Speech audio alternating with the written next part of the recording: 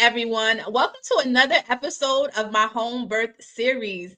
As I bring on women to share their experience as home birth mothers and give others some light, love, and inspiration and insight into what it's like to have a home birth and just shed light on the many questions that people may need answered. Today, I have Barbara, and Barbara is going to share her story and tell a little bit about herself as well. As you all know, I am Ama. I am a holistic birth doula, full spectrum doula, actually, and I am a Kundalini Reiki practitioner and an inspiring midwife. I'm going to pass the mic to Barbara and let Barbara tell you about what she does. Hi, thank you so much for your invitation here to talk about home birth. I'm Barbara. I'm originally an experimental music composer, but I became a birth doula after the birth of my first child. I am also end-of-life doula, yoga therapist, Reiki master, and a birth photographer. So I like to bring art into the birthplace. I'm a mom of two. I live in Montreal, Montreal, Quebec. And yeah, you can find everything about me on my website with barbara.com. All right. Thank you so much for introducing yourself. And I will be linking any of Barbara's links and websites so that you can connect with her. If she speaks to your spirit and you say, I want to connect with Barbara, you can find it in the description below. So let's get into the interview. My first question is, what led you to have a home birth over a hospital birth? So it's really interesting because for me, it was not really like a decision to have a home birth.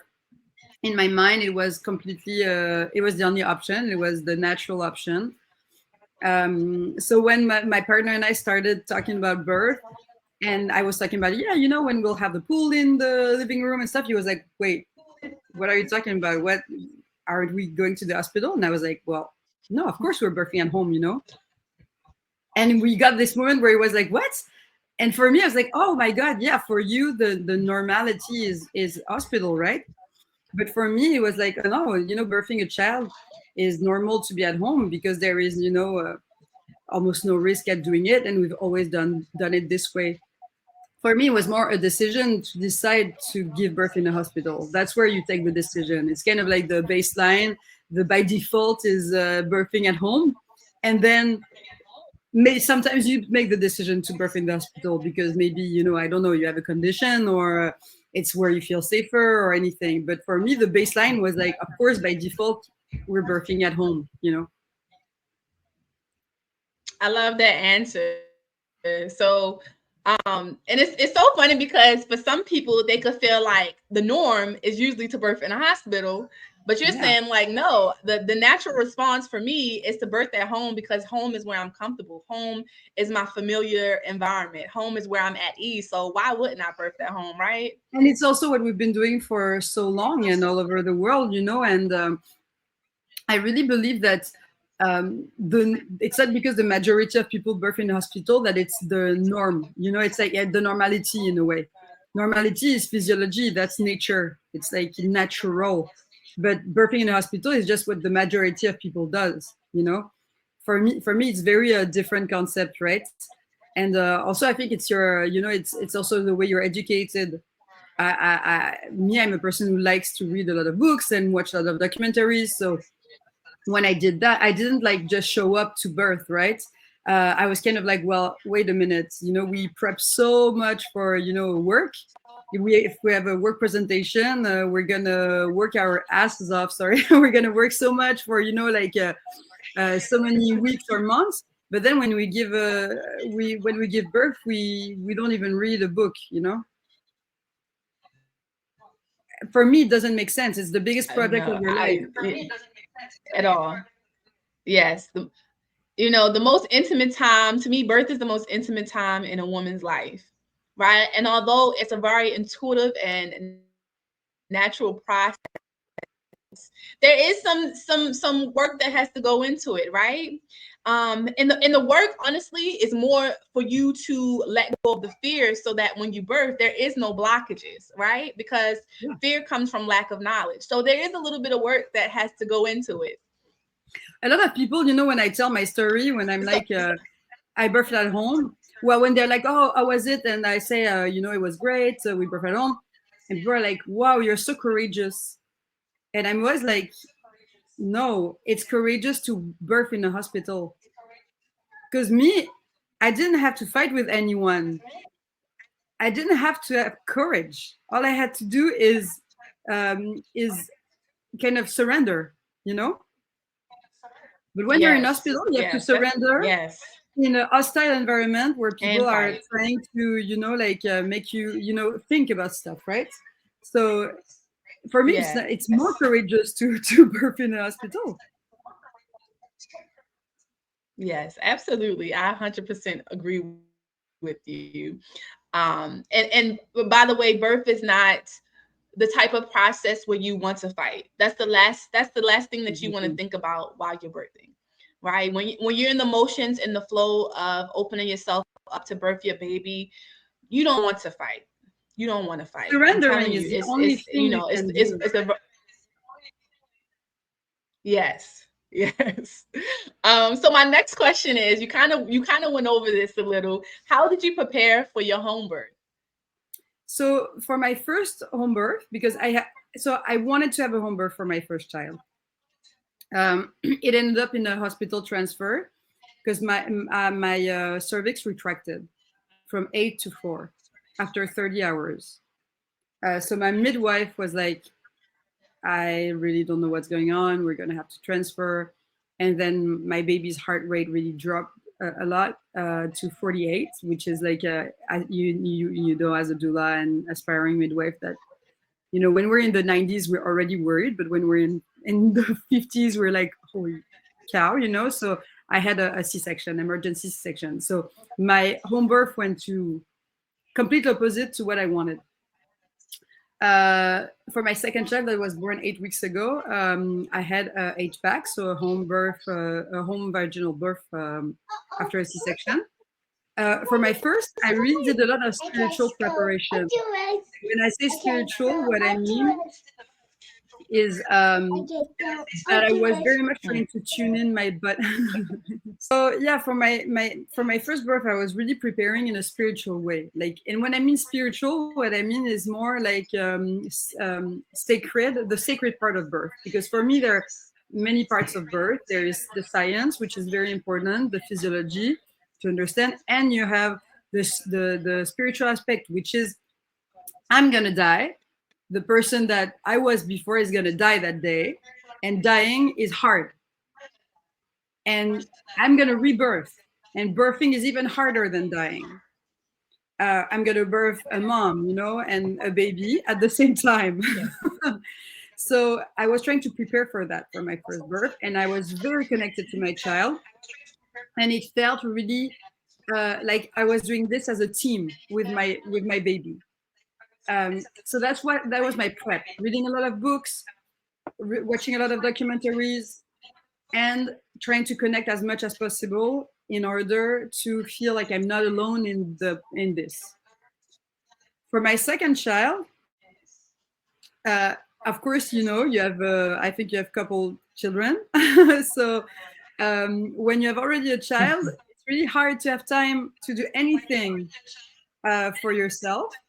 So I feel like my second preparation was I didn't have time to connect as much with my baby, which was really hard for me because I felt like, oh my God, I feel alone in this. I feel like he's doing the job on his own and I'm doing the job on my own, which was very, very hard for me Mm-mm. to process. I prep that I did for my second birth was actually prepping my team. And when I mean prepping my team, is not having my team prep me. I basically had to really make sure that my boundaries were understood by everyone. So I had a midwife because my partner wanted a midwife. I wanted to free birth, but he wanted the security to have a midwife, which is fine. So we had a midwife, and we had a doula. as a doula, I know the importance of doulas, so I had a doula. But the main job that I did was prep everyone, saying, listen, this is how it's gonna be. You're gonna stay 5 feet away from me, and you're gonna be silent. You're gonna hold the space. If I need you, I'll let you know that I need you. I'll call for you. And basically, what I ask of everyone, the only thing that I ask is that you trust me more than I trust myself to be able to do it. Because what everyone thinks in their head in the birthplace, the birthing person hears out loud. So if you don't believe in your core that I can birth this child on my own in my living room, I don't want you there. And that was the biggest prep that I did. The other important prep that I did, of course, was kind of explain to my partner what I needed from him, and also prep my daughter, because my daughter is 3.5. So we read a lot of books about home births, and we did a lot of, like play with dolls. Like I have this doll that my mom gifted me that has blue hair like me, and she has a baby, and you can take the baby out with the placenta and the cord. And so we did a lot of prep like that, watch videos and read books and stuff like this to prep my child to be ready, to not be freaking out on the D-Day, right? Right. I love that. I love that. That's so cute. That's so cute. My next question is, what were some important factors that you considered when selecting a midwife? What are some things that you look for? So I live in Quebec. In Quebec, you don't choose your midwife. What happens is that you go through the process. You go and you register with a maison de naissance, which is a birth center, and they basically just put a midwife on your case. Of course, if you don't feel like it's a fit, you can always ask to change. So in a way, of course, you're choosing because you can say no and change and stuff like this. But I didn't personally pick that person. That being said, I kept on going with this person because she respected every one of my boundaries. Like she understood very, very fast what type of person I was, and that I wanted the minimal follow-up during my pregnancy and no interventions at all during my birth. And she was comfortable with that. And so that's what I wanted. I was someone that was truly feeling safe in that process. For example, I didn't do the diabetes test, and she was okay with that. I didn't want her to palpate my belly to see the position of my baby, because I knew that if my baby was not head down, then if it didn't turn, she'd have had to transfer me. So I kept everyone in the unknown to preserve everyone. But I knew, I had discussed with her, do you feel comfortable with that? If my baby is breech and we discover it, on the D-Day because you see a foot coming out, are you freaking out? Or do you feel like it's something you can handle? And she was that type. Are you prepared? Yeah. And she was like, well, if that happens, it's fine. And I could tell that it was true because, I know also that, for example, for breech babies, what has a huge impact in the outcome is the comfort level of the physician that's there, right? The medical person. So the fact that she was very okay with that was fine. The fact that she was okay with not monitoring the heart, all of those things. That's why I kept on, I kept her on board. And but we choose our doulas, and when I chose my doula, why I chose her was because she has 35 years of experience. So of course, and she's very evidence-based. And so that was very important to me, to have someone that is evidence-based. That's my daughter. And I also wanted someone that was that has a sacred, that was a spiritual person that could welcome my spirituality if it needed to come out. And also, as a doula, I chose a doula that was very experienced because I didn't want a doula myself. And I knew that if I took a doula that I wasn't sure that she was like millions of years more experienced than me, I was going to doula her and make sure and think that I could do a better job at doulaing myself than she would doula me. You know what I mean? So I needed someone that I was like, okay, Right. you're the doulas of doulas. I can't teach you anything.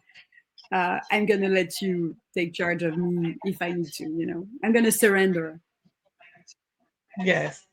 Because I think doulas are Yes. not I really love good. that. I love that. We're Listen, not good as birthers because we doula ourselves during birth. You know? yes, yes, absolutely. I can say I definitely surrendered to my doula and I hired a doula. And as a doula, you do need somebody there to still hold space Gosh. for you, right? It's very, very important. And it does still make a difference no matter how much experience you have, no matter how many times you've done this on the other side, you still need that love and support from another fellow doula. It makes much of a Yeah. difference. So my next question is, could you describe the environment that you set up for your home birth? Like, how did you set the vibe? How did you bring in the zen of what you wanted to feel and like really stimulate your five senses during your home birth? So you know, for the first birth, I had prepared. I had the lights, I had the little candles, I had my kind of hustle thing with my all my dolls and my cards and my inspiration quotes and all of that. And it was really helpful. My incense and dim the lights and all of that. For my second, all of that was prepped as well. So I had made signs on the wall with a list of pain management techniques or tools, because I was like, I'm sure 100% that in the heat of the moment, my partner is going to blank. So if you don't know what to do, just look at the list, point at one thing, and offer me one of those things. Like I don't know anything, water, It's back right massage, there. acupressure, tense machine, name it. It was on the list, and I was like, if you don't know what to do, take one and just ask me if I want that. You know what I mean? So that was something that made him feel more, like secure, and me, it made me feel like I wouldn't have to voice and be the one to ask. That people would offer me instead of me one being like, I need this. Um, I had my little Mm-hmm. birth doll because I have dolls from different countries with that are kind of like sculptures of people birthing people. Attention, mon amour. I had my Bonnie, mon amour. Si tu continues à faire ça, il faut que tu sortes, mon chat. D'accord? Tu veux rester? Tu peux rester tranquille ici, d'accord? Okay. So I had my birth pool because for me it was very important to birth in water. It felt um, Mm-hmm. it felt natural, but also, I also knew that it would help me tear less and also help me with pain and and stuff like this. But it's funny because in my second birth, everything was prepared, but I didn't even have the headspace to use anything. So I didn't have time or anything to light up my lights and stuff. So when you look at the videos of my second birth, it's like any other day. You know what I mean? It's just that there's a pool there. There's no music. It's completely silent. There is no lights, and it's like the most not Instagram moments. Doesn't look like those videos that you would see online, where the birthing person is so calm, and then you have that little music and there's the lights in the pool, and no, like that's what I thought I was gonna get, but it's Yes. really raw. And you know what, when I see it from the perspective from now, I'm like, it's perfect because it's so raw, it's real, you know what I mean? Yes. It's not pretty. Yes. It's just the way Yes. it is. in my home, the way my home is always, how it's always set up. And that's kind of cool. Yes. I can definitely, yeah, I can definitely relate to that because I just birthed in darkness. I had candles and the whole nine, and none of that happened. I just birthed in complete darkness. And I had some sense going, but that was about it. I didn't really do the most like I wanted to. So I can 100% relate to that for sure. It doesn't always end up the way you want it, but it ends up the way it's supposed to be, Absolutely. Exactly. for sure. So my next question is, how did you manage pain during your home birth with no interventions? Um, so for my first birth, it was more like I'm a part of the unlucky people who genetically have back labor, which for those who know how shitty back labor is. So for my first, the back massage were like I had to be massaged in the lower back nonstop for like 30 hours. That was the only thing that did the trick with the pool, of course. The birth pool, like I don't even know how people birth without water. Like for me, it's impressive because being in the pool floating was the only thing that made me feel better. Um, Mm-hmm. for my second, Yes. which was the one that successfully happened at home, I had back labor again because that's just the way I'm built. And so we did a lot of booty shakes. The shake was the thing that was really helping me. So again, Mm-hmm. massage, Shaking. lower back massage, shaking, Mm-hmm. etc. And also I had to. The only thing is that I had to focus a lot on not tensing.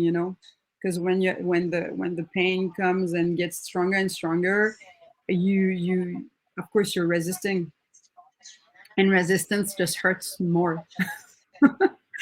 So I had to really surrender, and Yes. what Yes. helped me do that was doing vocalizing, doing ohms. So I was focusing on one point. I was going like om.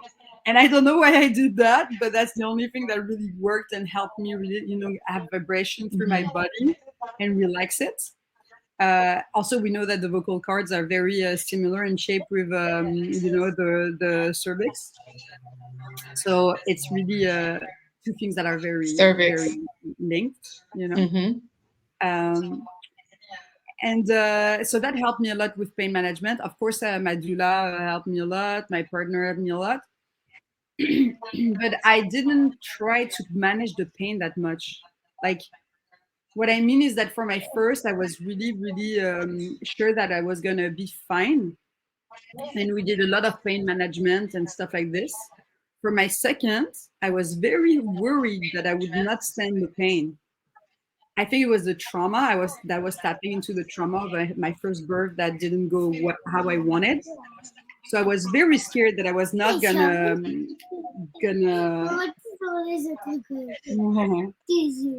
I was worried that I was not gonna sustain the pain, and at the same time, when I was in it, I don't know how to explain, but it didn't feel like I was telling my head, "Don't fix it. Like, don't try to not have it. The more it's gonna happen, the closer you're getting." So sometimes I was like, "Bring it on. That's all you got. Like, give me more." You know what I mean? Yes.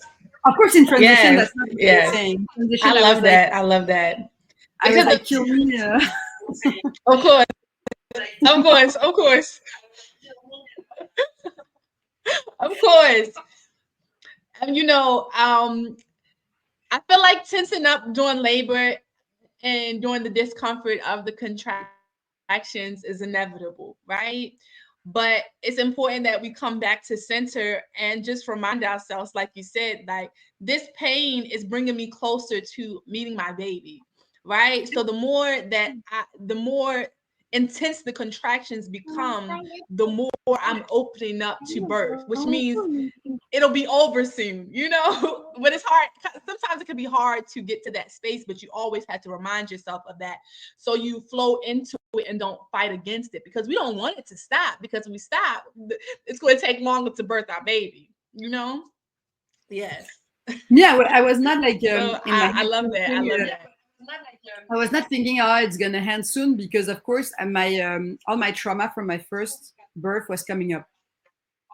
So I was like, oh my god, I was crying, and I was like, I don't want to go to the hospital. That was my big scare, going to the hospital.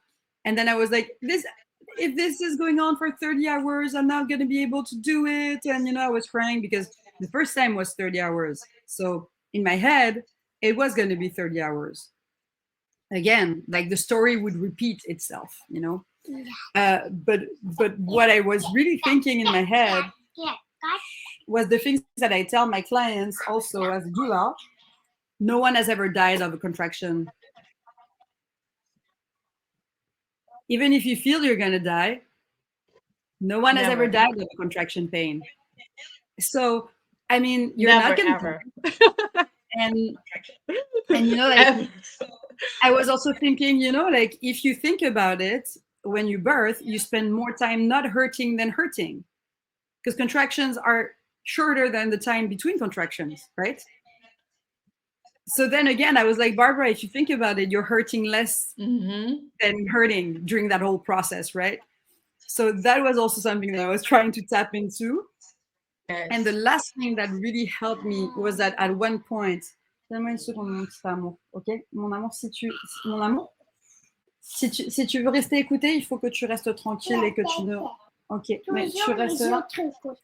Mais maintenant, on va arrêter, on va s'asseoir et on va écouter, d'accord? On fait ça et après c'est tout. Mon amour, sinon, il va falloir que tu... Ça et après c'est tout. D'accord, ok. Ça, après c'est Non, fini. juste celui-là et après c'est fini. Oui. Ok? Sorry. She wants to breastfeed, of course. So, yeah, one thing that really helped me at one point, I remember I was in my pool and I was focusing outside of the window. I was focusing on the tree leaves moving, and I was vocalizing, doing vocals, own vocals. And in my head, I was like, at this right second, there are thousands of people birthing exactly like you at that exact second, going through the same thing as you, the same pain. And we can all do it together. And I was really thinking, I was seeing those faces. Yes, all I those love that. people, those birthing people all around the world, in their home, birthing their child in the same state as me. And I was like, we can do it. We're thousands of people doing it right now. It's not just me, in my home. I'm not alone. And that was very powerful. That really helped me a lot. I love that. I love that. So my next question is, what support system did you have? I feel like you went over this, but if you Yeah. wanted to add any more support that you didn't mention before, what support system did you have set up for your home birth?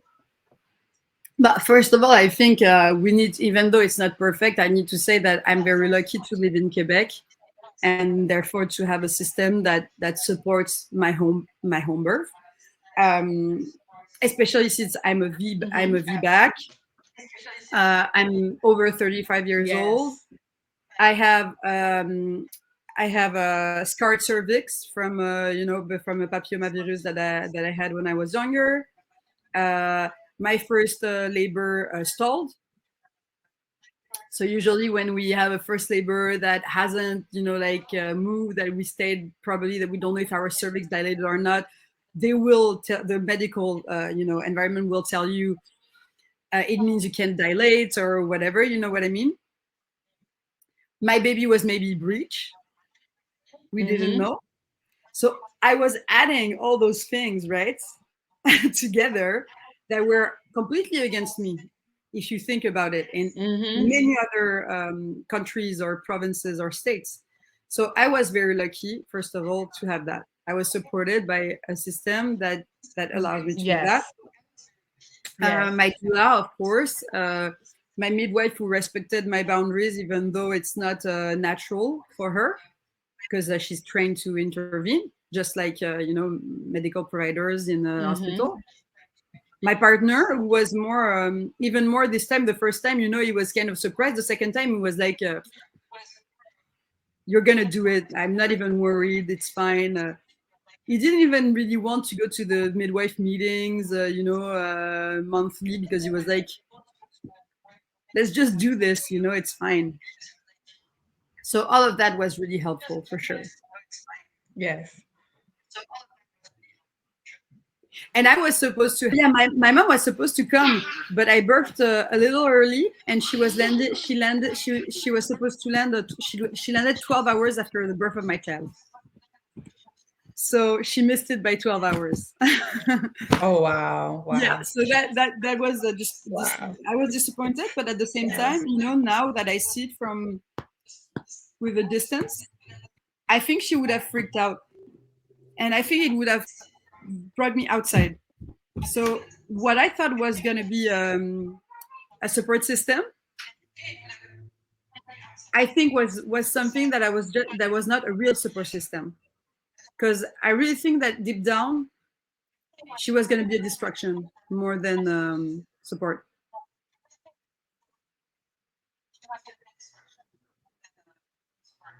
Yes. I speak about that a lot because some family might really want to be there. And I especially tell my clients, and even in my own situation, I had people that I didn't want at my birth. And it's not, I love you, but it's just like you're not the person to be there. And although you may think that they may be a good candidate, you don't know how everyone will react in that moment. So I feel like everyone who's supposed to be there will be there. Um, so that's really important. I always say you want to make sure that the people that are going to be there are prepared. Like I have a part of my um, prenatals with my clients prepping the family. And as I'm prepping the Yes, family, I'm filling them out to see. It's not my call to say if they can be there or not, but I'm prepping them out and filling them out to see if they're going to really hold space for this mama, and if they're absolutely. going to let her just flow. Because that's really really important. That's really important, more than we really know, because the wrong person in your birthing space will throw off your energy like no other. Yeah, because then you're going to have to babysit their feelings when you're supposed to babysit no one. You're supposed to birth. Yes. Yes. Yes. Yes, absolutely. So my next question is, were there any challenges that arise during your home birth, and how did you address them? I know you talked about your first home birth experience, and you having an emergency C-section because of your stalled labor. But are there any other challenges that you want to bring up that you feel like you faced during your both your home birth experiences, or the other one as well? Yeah, so for my first one, I think one of the things that really was a challenge for me is that I feel like there was a lot of chit chat, but like a secretive chit chat in the background. Like earlier when I said that what everyone in the room thinks inside, the birthing person hear that out loud. I really felt that for my first. I really felt like there were people in the room that weren't 100% sure of my plan, and that some people were not trusting me that I could do it and that it was safe. So that was for me a challenge, because then for my second, I was very clear. That was the first thing I said. I said, I don't want to hear anyone talk about anything or anyone. Like, if you don't trust that this is safe, or that you're fine to be here, or if you don't trust me that I have I have the power to birth my child, then don't be there. For my second, Yes. the challenge was the trauma from the first rising up and how to deal with that. I knew it. I knew that birthing was going to bring up the trauma because that's what birth does. Birth unfolds and brings up all the trauma. You have to deal with that trauma, Yes. and that's when you can 100% surrender, and that's when you birth. So I knew that was going to happen, right? It's just that when it happens, it's never really nice, you know? So I knew that I was going to be, crying and scared to go to the hospital. I knew that if I had back labor again, I would freak out because for my first, people told me, yeah, it's probably because your child was posterior and that's why, and blah, blah, blah. But really, some people are genetically made in a way that they just have back labor. So when the back labor rose, I was like, no, not again. And that idea of, oh my God, the story it's happening again. I'm going to have back labor for 30 hours. I'm not going to handle it. I'm going to transfer. I'm going to be in a hospital. I'm going to have to fight with people, fight for my rights. I don't want to fight. All of that was rising and I was in that, right? So that was a challenge. The other challenge was not stop analyzing as a doula my own situation. Mm-hmm. Because then I was like, oh yeah, but I'm sure that Yes. the contractions are 3 minutes apart, so I know that I'm probably super early in the process. At one point, my doula was like, I don't know what she asked me, if I was pushing, and I was like, no, I don't think I'm pushing. I probably have 15 more hours to do this, and I was completely clueless. I was in denial for a long time during that birth. Um, she was like, are you sure you're not pushing? Like I was pushing, but I was not pushing. My body was pushing, right? And so she was like, do you want to put your hands inside to see? And so I put my hands and then I touched something. And then instead of saying, oh, that's a head, which was obvious, I said, oh my God, I'm sure that's my cervix that's really closed and thick and hard. No, it's a head, lady. Like, I was such to the trauma that I was not seeing what was Yeah. happening as, yes, you're going to do Yes. this. It's not going to last 30 hours. Yes. So when the contraction started in the Yes, it's morning, already happening. Wow. yeah, like my daughter woke me up at 7 for breastfeeding. I started having cramping, and I was like, oh yeah, I could cramp for 2 weeks because I know some people cramp for 2 weeks, right? Then I had, a start of sort of Mm-hmm. latency. And then I was like, yeah, people are in latency for 48 hours or 3 days or 5 days. I'm not birthing right now. This is going to last 3 days.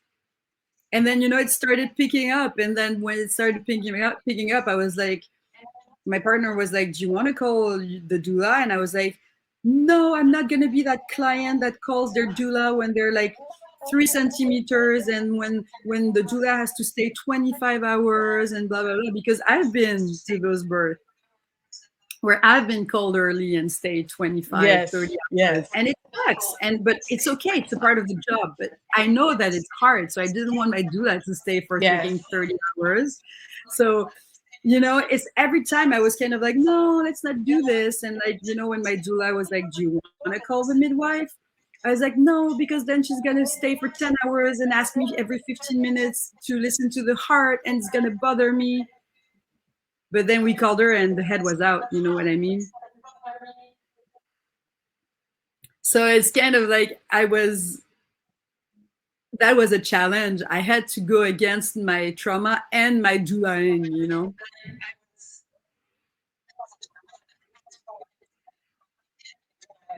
Yes. Yes. Wow. That's the first time I've heard of too much and analyzing your birth because you are a doula.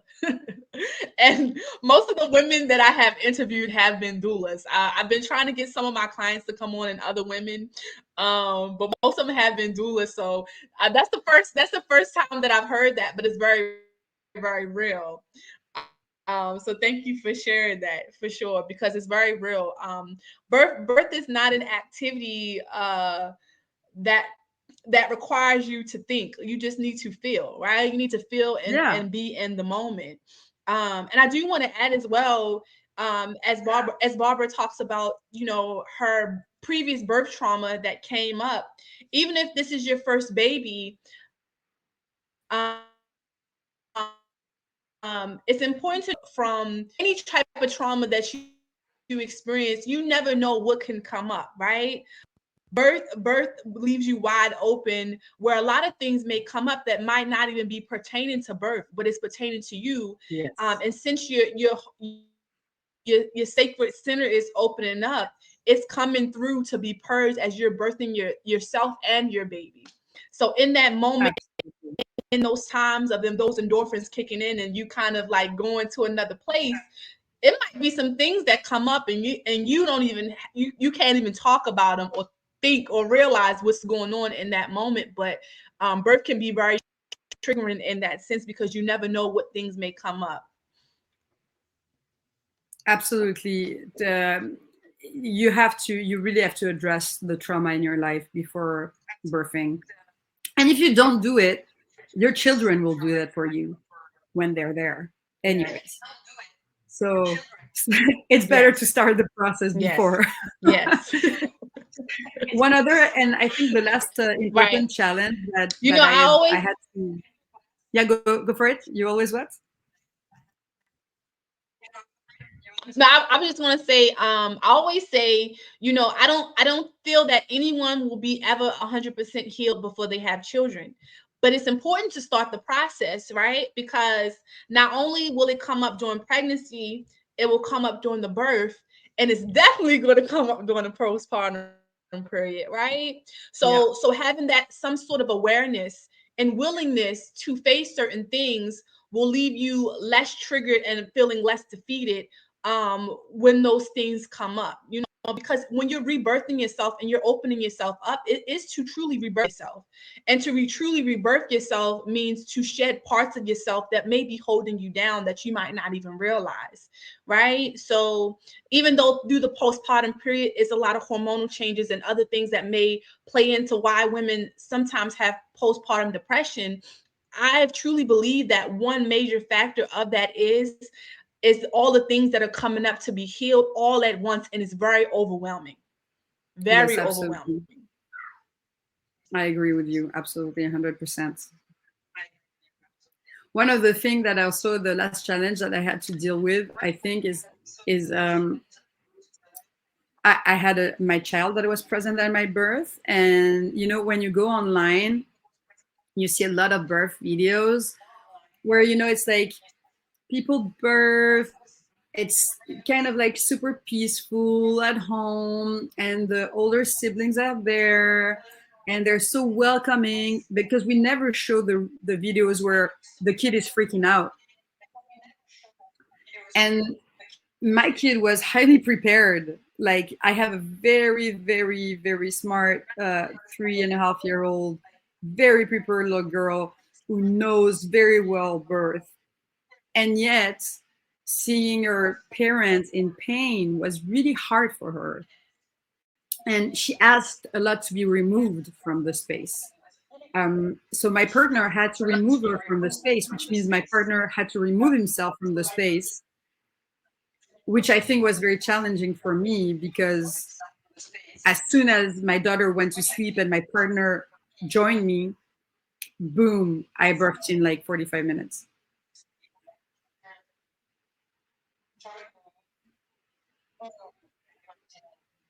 Wow. So like Instagram and videos online are great. Sometimes it can be too intense for children. Sometimes yeah, and it's fine. It's okay. Birth is natural. It's fine that kids see that, even if it's intense. It's not going to traumatize them. My daughter is not traumatized.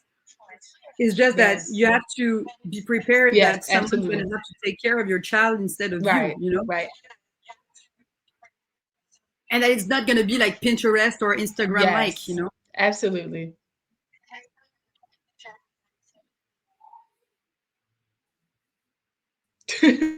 Yes.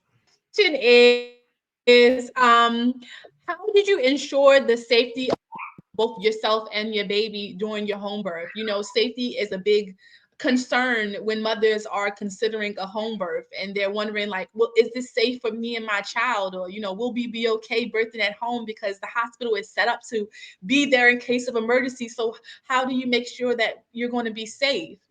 So I wanted to ask this question and see what your take on that is.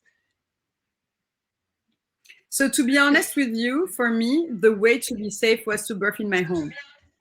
And when you look at the stats, when you look at the evidence on the subject, it backs it up, right?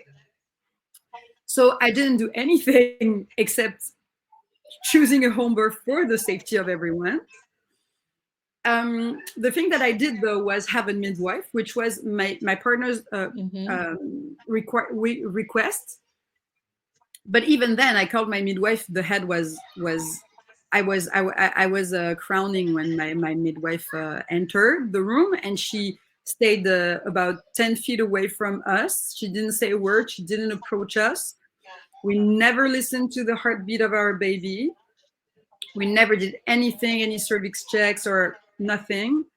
Um, and you know, my partner was like, in the end, when we talked about it, was like, honestly, I was happy that she was there after the baby was born, because it's always nice in case, you know, you have a huge hemorrhage, or in case the baby, I don't know, is not breathing and needs to be intubated or whatever. But he was saying for the birth itself, I didn't even feel like we could have just not called her, honestly. Like, so for me, it's more like when I see, and from my doula experience as well, um, when you birth in a hospital, your chances of having high risk situations, they increase because of interventions. It's higher. Yes. Yeah.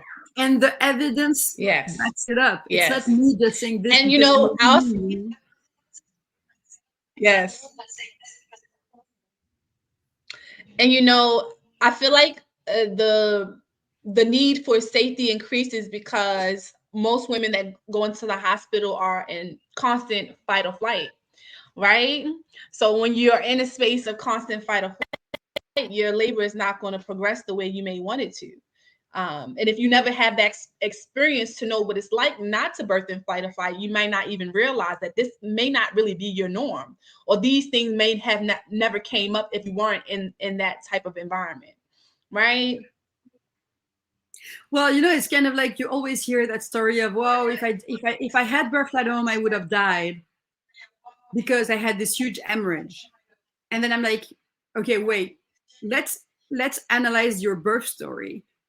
Did you hemorrhage because of this, Yes. and this, and this, and Mm-hmm. this that was done in the hospital? Or did you birth completely naturally in the hospital and Right. you hemorrhage like crazy? Which is very different. So, It's two different things. It's two different things. Yes. so it's kind of like, you know, like, yeah, if you birth completely naturally in a hospital and no one entered your you know, your bubble, and then you hemorrhage like a, you know, crazy, then yes, that's, then I can say good, thank God you were in a hospital. But most of the things that I see personally, all the C-sections that I see, the hemorrhages that I see, they're usually linked to interventions.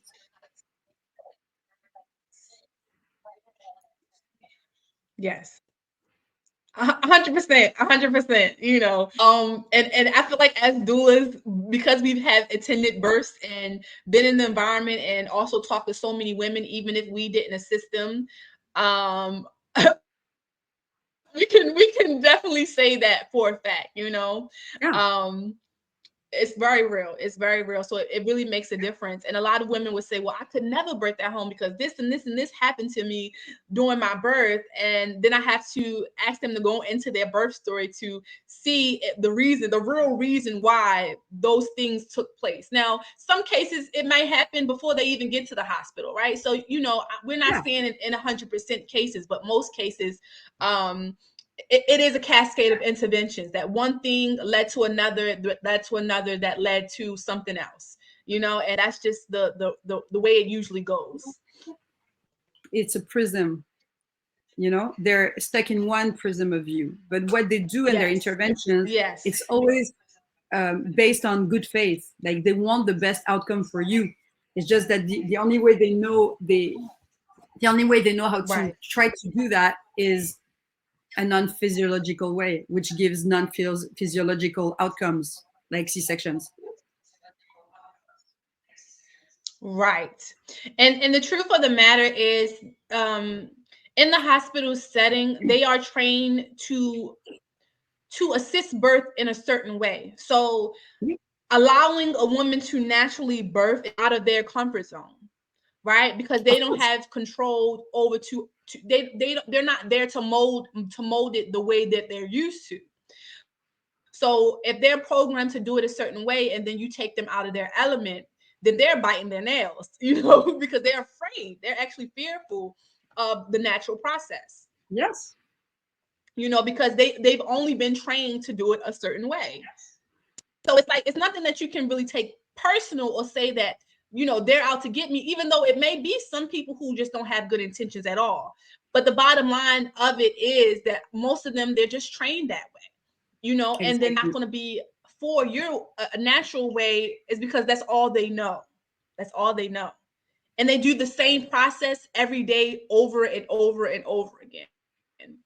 And I try to remind women that birthing in the hospital is it's a system, right? And you have to turn those beds quickly, right? So they're trying to see, how can I get this done the quickest as possible so I can get this turnover rate so we can welcome in the next mom, and because someone's health and someone's well-being is in the midst of that, you don't want to look at it that way, but that's the way. It's a business, so you just have to be honest about it. I mean, thank God for modern medicine.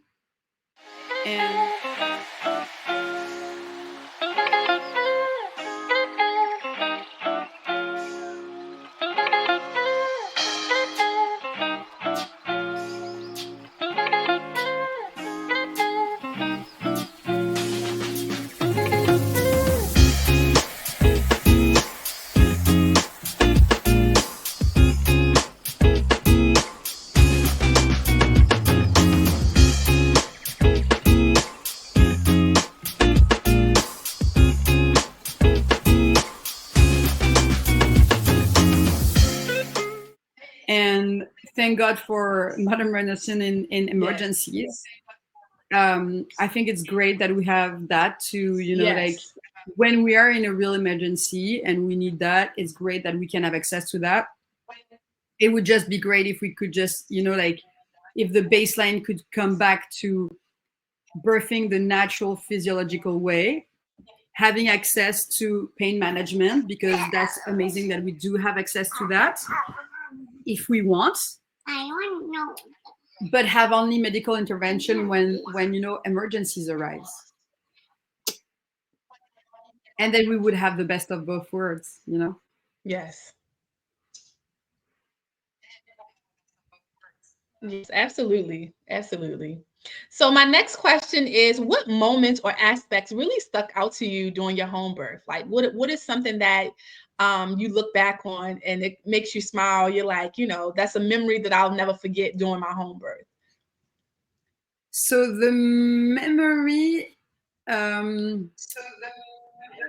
okay, so for my first, the interesting thing is that even though I stayed so long at home and I was in pain and stuff like this, my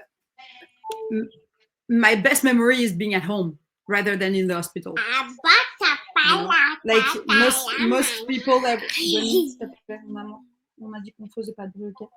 most people were the people who were in my birth were like, oh, you know, you were so relieved, you know, with the epidural when you got to the hospital. And I was like, yeah, but for me, in my memory, everything that starts after when we left home is not a good memory. It was more painful, but it was a different kind of pain. It was the emotional pain and all of that, the grief and all of that. For my second, the moment that really stuck to me and that I will remember for forever for sure is that feeling that I got when, you know, when I cut my baby, when my baby was birthed into the water, and I cut my baby, and then I the sentence that came out, and it was very like, I don't know, it was kind of like, it was so strong of a feeling. It came out, and I was like, I said, thank you for healing me. And really, that's a feeling that was so strong that this just healed so many parts of me in a moment. Oh wow, that's And I very don't real. really Like know I'm getting emotional. it was very strong. It was very, very Gosh, real. yes. Mm-hmm. I felt really Yes, grateful, I you know. love that. I love that. Ye- Yes, I love that. I love that. Yes, I think Barbara is a great testimony to, you know, sometimes things don't always go the way that they're supposed to during the home birth, but you can dust yourself off and try again. You know, if it's meant to be, it will be.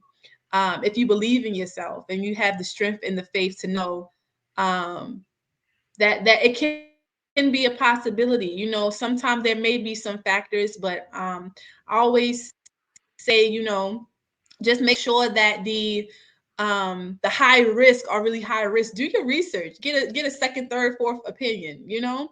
And don't count yourself too quickly. Just feel it out and do your due diligence and really get evidence-based information to see if it's something that you can do. Don't hyper focus on what went wrong before, because you can try again. And there's many women who have, just like Barbara.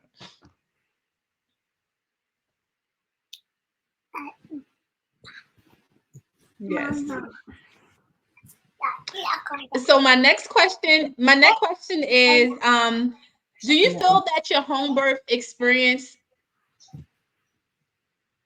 Sorry. my next question is, do you feel like your home birth experience actually helped your postpartum period and your overall well-being? Like, you know, maybe healing process during postpartum, do you feel like that was different because of your home birth? So it's hard for me to answer that question because for my first, um, my postpartum was during COVID, so I was very isolated.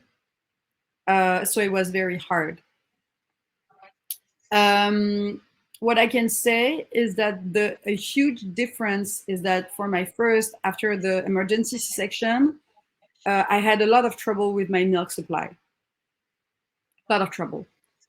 And now for my second, my milk is flowing like crazy. The other thing too is that,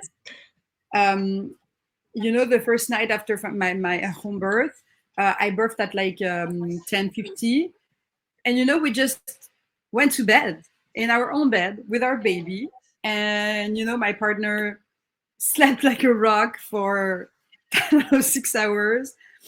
My baby slept like a rock for 5 hours. I couldn't sleep because I was hyper on the Wow. hormones of craziness of this crazy thing that happened, right? But if I was in a hospital, no Mm-hmm. one would have let my baby sleep for 5 hours.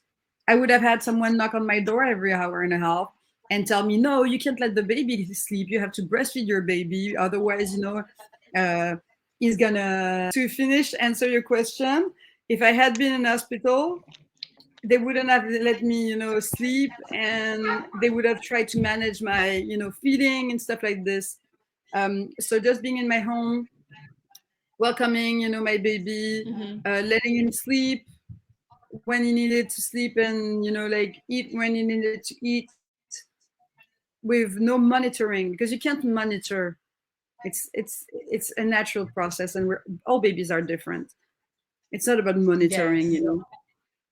and Yes. having my daughter, wake up, come in the bed in the morning and be like, oh, there's a baby. And we did a lotus baby, so we kept the placenta attached to the baby until it fell on its own.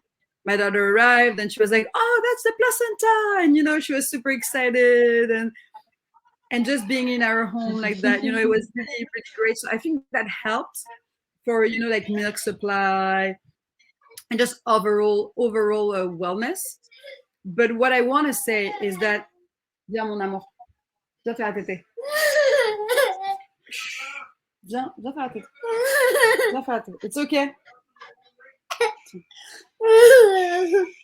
What I want to say is that it's not because you have the birth that you wanted that it means that you don't have things to grieve and that birth is not hard. Your postpartum is not going to be easy just because your birth was the way you wanted it. Postpartum is hard. It's very, very hard. And you're going to have the challenges. Yes. You need the people around you mirroring how powerful what you did was and how grateful they are that you went through that for birthing your children, Like you need to have that, and you need to have people that don't take for granted that because you had the birth you wanted, then it's just an easy ride. Like you need a lot of care, because even if you had the birth you wanted, part of you still died. Your body is hurting, and you're healing, and you're feeding a human, So it's not going to make it so much easier. What advice would you have for mothers who are considering a home birth? What message or what things do you want to say to them? Get a doula. Inform yourself. Really inform yourself on evidence. Don't trust people's word on things. And even when you have a midwife, midwives are a part of the system. They're medical providers. They have to respect certain protocols. And you are free to refuse or accept those protocols. So always try to always think, do I want this? Never think that this is the way it should be. When someone says, we're going to do this, or we're going to do that, always think, do I want to do this, or do I want to do that? For me, it's just about autonomy. Like you can choose to have a super hands-on birth. That's fine. It's great if that's what you want. But it needs to come from a place where you decided it, not you felt like you didn't have any other choice, right? So get a doula. Make sure your partner is, if you have a partner, make sure the partner is prepped to support you the way you need it.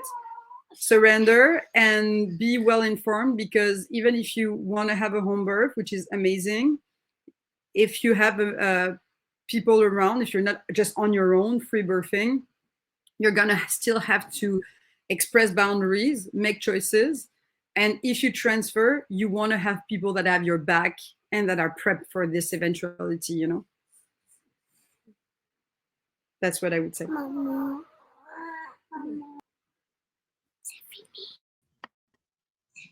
I agree. Thank you. Thank you for that. That's a great answer. And I was sitting here thinking that applies to life. You can have anything you want if you believe you can, right? Biggest thing is your belief and your faith in yourself, and others around you will follow. So thank you so much for sharing your story, Barbara. And again, I will be linking. Shh, 1 second, baby. A waffle. Yes, 1 second. And I will be sharing all of Barbara's links so that you can get in contact with her. And she says she is in Quebec, Canada, correct? Montreal. I live in Montreal, yeah, in Canada.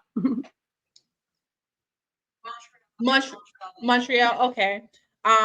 Thank you. I really love hearing your story, and it's such a unique experience. And I know the people that watch this will really be inspired by you because you went through challenges and you didn't give up and you didn't let that stop you from still trying for the home birth that you desired. So I'm inspired just listening to you, and I appreciate you for coming on to share your story. Thank you so much, and thank you for all the work you do. Also, it's very important work. So thank you. You're welcome. Peace and love. And we're going to get out of here. Have a nice day. Peace. Bye, everyone. Bye.